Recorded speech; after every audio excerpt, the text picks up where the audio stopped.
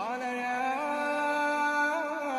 أيها الملأ أيكم يأتيني بعرشها قبل أن يأتوني مسلمين قال عفريت من الجن أنا آتيك به قبل أن تقوم من مقامك وإني عليه لقوي أمين قال الذي عنده علم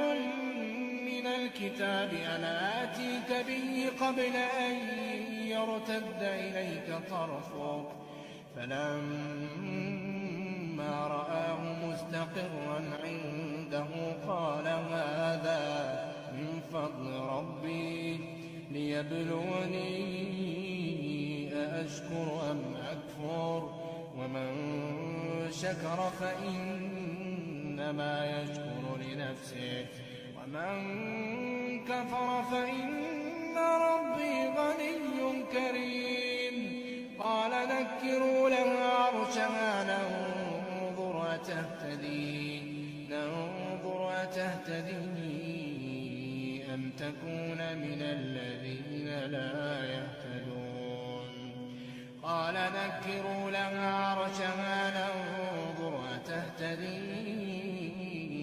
أم تكون من الذين لا يهتدون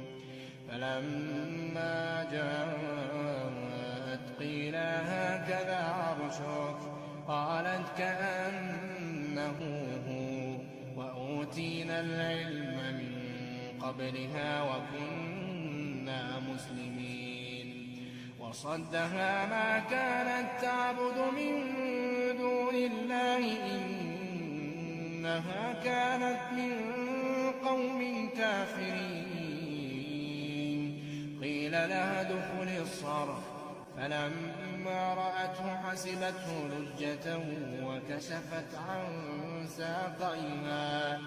قال إنه صرح ممرد من قوارير قالت رب إني ظلمت نفسي وأسلمت مع سليمان لله رب العالمين.